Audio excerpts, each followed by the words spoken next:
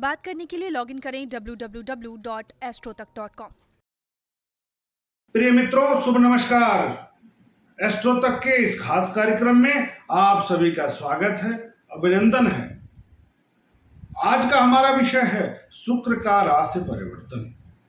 कला, सौंदर्य, आकर्षण, प्रेम के कारक ग्रह, भौतिक संसाधनों के कारक ग्रह शुक्र के राशि में परिवर्तन हो रहा है, गोचर में परिवर्तन होने जा रहा है।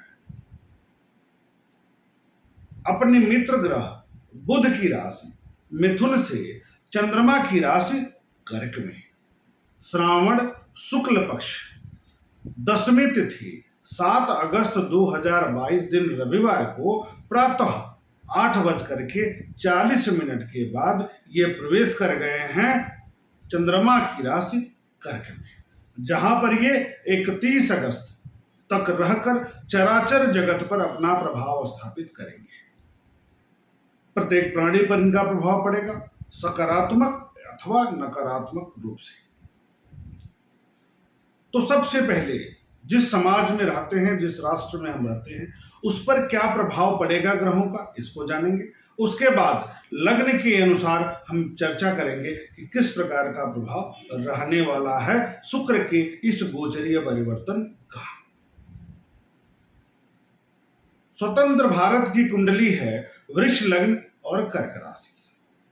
वृष लग्न में होने के कारण लग्नेश हो जाते हैं और रोगेश हो जाते हैं। लग्नेश होने के कारण शुक्र नकारात्मक फल प्रदायक बिल्कुल नहीं होते, शुभ फल ही प्रदान करेंगे।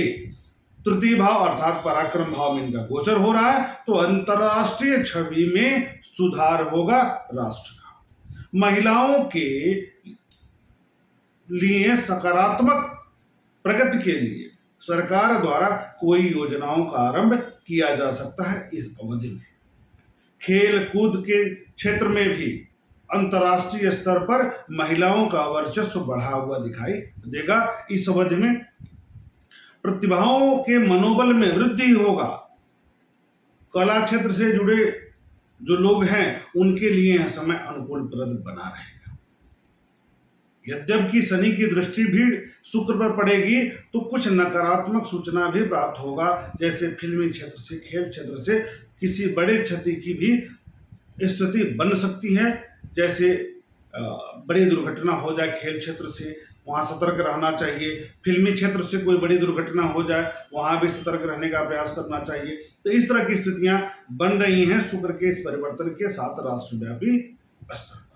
अब हम मेष लग्न से लेकर के मीन लग्न पर्यंत किस प्रकार का प्रभाव स्थापित करेंगे इसको समझेंगे। तो मेष लग्न में द्वितीय अर्थात धन भाव और सप्तम के कारक होकर के चतुर्थ भाव में जा रहे हैं। सुख सुविधाओं में वृद्धि करने जा रहे हैं, माता के स्वास्थ्य में सुधार करने जा रहे हैं, माता से संबंधों में सुधार करने जा रहे हैं, सामाजिक पद प्रतिष्ठा में वृद्धि करने जा रहे हैं, प्रेम संबंधों में सुधार करने जा रहे हैं, गृह और वाहन सुख में वृद्धि करने जा रहे हैं। इस प्रकार सुख के जितने भी क्षेत्र हैं आपके लिए सकारात्मक प्रगति की तरफ ले जाएंगे इस अवधि में।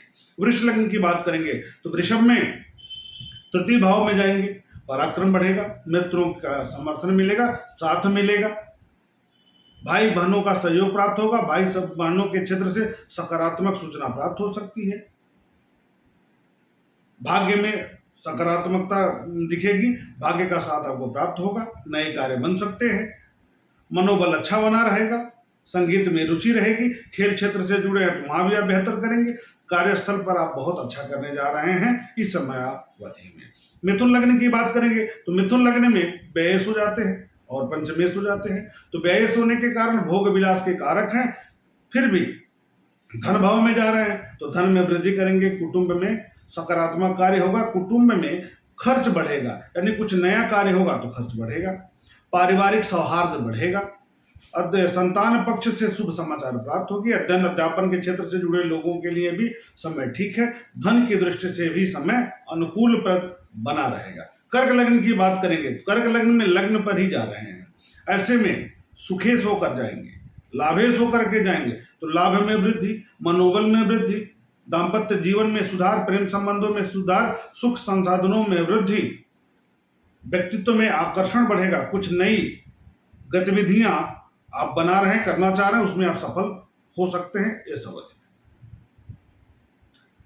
सिंह लग्न की बात करेंगे, सिंह लग्न में व्यय भाव में जाएंगे। शुक्र को आप सब जानते हैं कि द्वादश का दोष नहीं लगता है। ऐसी स्थिति में भोग में वृद्धि होगी, बड़ी यात्राओं में वृद्धि होगी, सकारात्मकता में वृद्धि होगी। आंतरिक शत्रु, आंतरिक रोग आपको परेशान कर सकते हैं, इसका आपको विशेष तौर पर ध्यान देना है। भाई बंधुओं पर खर्च की स्थिति बन सकती है। परिश्रम में थोड़ा सा ढीलापन इस अवधि में दिखेगा आपके लिए। कन्या लग्न की बात करेंगे तो कन्या लग्न में परम राजयोग कारक होकर के लाभ भाव में जा रहे हैं, तो भाग्य में वृद्धि करेंगे, धन में वृद्धि करेंगे, आय के साधनों में वृद्धि करेंगे, अध्ययन अध्यापन के क्षेत्र से सकारात्मक सूचना प्राप्त होगा, संतान के पक्ष से कुछ अच्छी गतिविधि, अच्छी सूचना आपको प्राप्त हो सकती है इस समय। भाग्य का साथ बहुत अच्छा मिलेगा, कार्य खूब करें, खूब प्रगति करें, भाग्य का साथ आपको इस अवधि में मिलेगा। पिता का सहयोग सानिध्य भी आपको प्राप्त हो सकता है। तुला लग्न की बात करेंगे, तुला लग्न में लग्नेश होकर के दसम भाव में जा रहे हैं, बहुत अच्छी स्थिति है। राज्य भाव बढ़ेगा, सम्मान बढ़ेगा, पद प्रतिष्ठा में वृद्धि होगी, नौकरी व्यवसाय में सकारात्मक परिवर्तन होगा, परिश्रम में वृद्धि होगी, पिता का सहयोग बढ़ेगा, जीवन साथी का साथ आपको प्राप्त होगा, सुख सुविधाओं में वृद्धि होगी, गृह और वाहन के क्षेत्र से भी सकारात्मक प्रगति की स्थिति बन रही है। मूल कुंडली के अनुसार लग्नेश को मजबूत करने का प्रयास करिए, बहुत अच्छा परिणाम आपको प्राप्त होगा। अब वृश्चिक लग्न की बात करेंगे, तो वृश्चिक लग्न में सप्तम के कारक हो जाते हैं और व्यय के कारक हो जाते हैं, बहुत अच्छा परिणाम नहीं देते, फिर भी भाग्य भाव में जा रहे हैं। तो दाम्पत्य जीवन में सुधार, प्रेम संबंधों में सकारात्मकता, पराक्रम में वृद्धि, खर्च में वृद्धि, नए कार्यों में वृद्धि की स्थिति भी इस अवधि में बन रही है। थोड़ा सा भाग्य में अवरोध इस कारण से दिखेगा क्योंकि शुक्र व्यय होकर के बैठे हैं, तो पिता के स्वास्थ्य पर खर्च की स्थिति बन सकती है। अब हम धनु लग्न की बात करेंगे, तो धनु लग्न में अष्टम भाव में गोचर करने जा रहे हैं। धनु लग्न में भी बहुत सकारात्मक परिवर्तन, सकारात्मक प्रभाव नहीं डालते क्योंकि रोगेश होते हैं और लाभेश होते हैं, एकादशेश होते हैं और अष्टम में जा रहे हैं। तो रोगेश होकर के अष्टम में जाना, रोग ऋण शत्रु से मुक्ति मिलेगी, धन में वृद्धि होगा, परिवार में सकारात्मक वृद्धि होगी, वाणी में जो तीव्रता थी उसमें कमी आएगी। थोड़ा सा आप वाणी सोच समझ कर बोलेंगे, आपको महसूस होगा कि आपके वाणी में तीव्रता थी, हमें सुधार करना चाहिए, इस तरह की स्थितियां उत्पन्न हो सकती है। लाभ में कमी आएगी, परिश्रम अधिक करेंगे, फल थोड़ा सा आपको कम प्राप्त होगा। इस दृष्टि से यह गोचरीय परिवर्तन आपके लिए ठीक नहीं है। पेशाब संबंधी समस्या, शुगर की समस्या और एलर्जी की समस्या इस अवधि में आपको परेशान कर सकती है। मकर लग्न की बात करें, मकर लग्न में परम राजयोग कारक हो जाते हैं, परम शुभ कारक हो जाते हैं। क्यों? क्योंकि पंचम के कारक हो जाते हैं और दसम के कारक होते हैं। ऐसी स्थिति में सप्तम भाव में गोचरीय परिवर्तन, आय के साधनों में वृद्धि, नई साझेदारी, प्रेम संबंधों में सुधार, दाम्पत्य जीवन में सुधार, व्यक्तित्व में वृद्धि, आकर्षण में वृद्धि, संतान पक्ष से शुभ समाचार, कार्यों में प्रगति, सम्मान में वृद्धि की स्थिति इस अवधि में बन रही है। मकर लग्न के लिए यह समय अवधि सकारात्मक होगा, इसलिए खूब परिश्रम करें, प्रगति आपकी बहुत अच्छी होगी। कुंभ लग्न की बात करेंगे, तो कुंभ लग्न में सुखेश होते हैं, भाग्येश होते हैं, बहुत अच्छी स्थिति बनती है। लेकिन रोग भाव में जा रहे हैं, छठे भाव में जा रहे हैं, तो सुख भंग योग और भाग्य भंग योग का निर्माण हो जाएगा। ऐसे में खर्च वृद्धि, आंतरिक रोग, पेट की समस्या, एलर्जिकल समस्या, अति घनिष्ठ व्यक्ति द्वारा विरोध किया जा सकता है, तनाव दिया जा सकता है। पेट की आंतरिक समस्या इस अवधि में आपको परेशान कर सकता है। भाग्य का थोड़ा सा देखेंगे, साथ कम मिल रहा है, सुख में कमी की महसूस करेंगे, थोड़ा सा अवरोध की स्थिति उत्पन्न होगी, इसका आपको ध्यान देना पड़ेगा। मूल कुंडली के अनुसार शुक्र का उपाय करना आपके लिए लाभदायक होगा। मीन लग्न की बात करेंगे, तो मीन लग्न में शुक्र बहुत शुभ कारक परिणाम नहीं देते क्योंकि ये अष्टम के कारक हो जाते हैं, पराक्रम के भी कारक होते हैं, ऐसे में शुभ परिणाम नहीं देते।